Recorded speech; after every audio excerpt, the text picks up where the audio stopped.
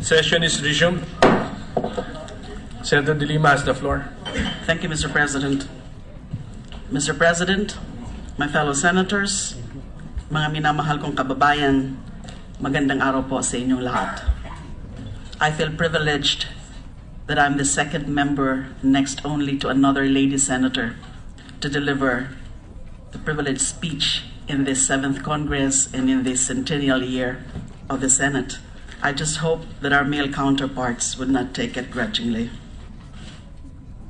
Mr. President, my dear colleagues, I rise on matters of personal and collective privilege concerning a number of issues that now dominate the news and divide our people. Our nation is in crisis. This crisis is the real and present danger posed by the illegal drug trade overwhelming our national fabric. Drug addiction, drug pushing, and drug-related crimes, including bribery and corruption of our public officials, and the penetration of our institutions by powerful drug syndicates threaten our government, our people, and our society. Any person undergoing a deep and profound personal crisis defends himself from the threat that brought the crisis into his life. In the same way, the nation must defend itself against the threat of the illegal drug trade lording over every aspect of our everyday lives. For so long, we have been complacent about the magnitude of the problem. We have been indifferent to the number of drug pushers that have invaded our communities. We stayed silent as our impoverished youth succumbed to the promise of temporary escape from their harsh and brutish life in the urban and rural areas and became drug dependents. This was the state of the nation in crisis under the threat of illegal drugs until the overwhelming voice of the people voted to office the anti-drug crusader and mayor of Davao City as President of the Republic, none other than President Rodrigo Roa Duterte. The President carried a clear and distinct, almost one-track message that reverberated in the consciousness of our people. It cascaded down to the smallest communities that are the victims of drug pushers and drug addicts. Finally, it was channeled back to the national level in the form of a resonating mandate that said, yes, Mayor Digong, rid us of this drug menace any which way you can. We are giving you that mandate to clean our city streets of drugs and, if need be, dispose of all drug lords and pushers the best way you see fit, hogtied and lifeless not being an exception. Mr. President, I agree. The nation is confronted with a drug crisis that has been ignored in focus for so many years. The nation must be saved. The people must be defended. War has been declared upon us, and so war must be waged. I am with President Duterte every step of the way in his war on drugs. I myself started the war on drugs at the National Bilibid Prison. On December 15, 2014, I personally led the raid on the drug lords' dens and took away their power over the rest of the prisoners. I isolated them in Building 14 of the National Penitentiary. This raid started at different entry points of the prison compound in order to catch the drug lords literally with their pants down.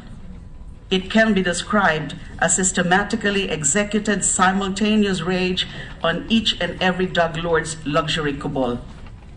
I praise the President's determination to make this campaign the centerpiece of his administration when he essentially said, kahit wala na akong ibang gawin hanggang sa katapusan ng aking termino kung hindi wakasan ang salot ng droga sa bansang ito. I myself continued cleaning up the National Bilibid Prison of drugs in follow-up operations before I resigned as Secretary of Justice. This anti-drug campaign at the Bilibid eventually culminated with Oplan Galugad. Together with this is the confirmation that there is no Shabu laboratory inside the National Penitentiary. Yes, Mr. President, there is no Shabu laboratory inside the Bilibid prison, not even in the tunnels under it. Those who will search the tunnels will get a whiff not to the smell of cooking methamphetamine, but of methane that comes from the human waste of the prisoners above. Sa termino ko lang po bilang Justice Secretary, nag-umpisang maglinis sa bilibid. Sa termino ko lang po giniba ang mga mararangyang kubol ng drug lords at naitapon sila sa Building 14, hiwalay sa mga ordinaryong presyo. But of course, all this has been sorely forgotten in the face of a formidable demolition campaign against me in the social media. And this is where I raise the matter of personal privilege. Mr. President, I have been vilified and attacked not only in social media, but also by the President's men as a drug lord coddler and protector. I have been ridiculed and called names in social media. Photos are photoshopped, videos are spliced, lies are manufactured. The magnitude of the propaganda and misinformation is mind-boggling, considering that this is all directed at me. The lies are intended to show me as protector of the beloved drug lords.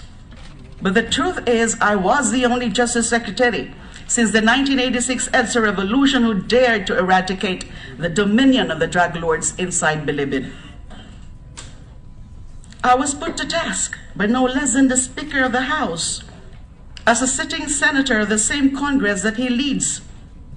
According to him, a resolution will be filed for an investigation on my alleged role in the proliferation of drugs inside the National Bilibid prison. Mr. President, this not only goes against inter-parliamentary courtesy, where the House of Representatives investigates a specific member of its co-equal Senate. It is an affront to the Senate as an institution committed by none other than the leader of its co-equal body in Congress.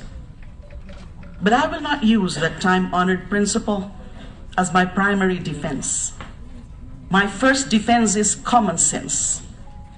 The Speaker of the House promised the investigation of the former Justice Secretary, the secretary who has been sued and brought to court by the same drug lord subjected to a raid and then secluded inside NBP Building 14.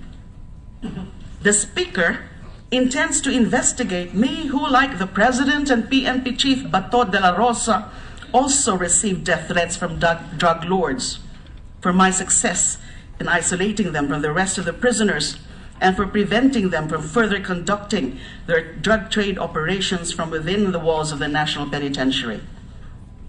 My defense against the Speaker's call for my investigation in the House is not inter-parliamentary courtesy.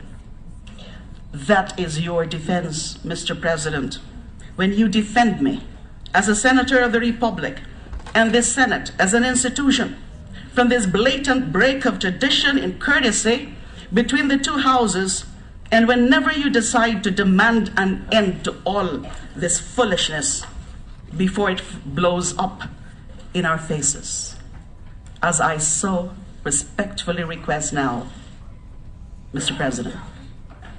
My defense against all this vilification is my untarnished record and reputation as a public servant. Before this demolition job was launched against me, both in the social media and by the Solicitor General.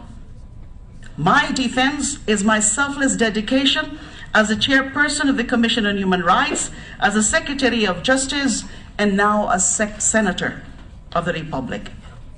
Unlike the well-oiled social media operation that has been singularly organized to cause my vilification, I have no money.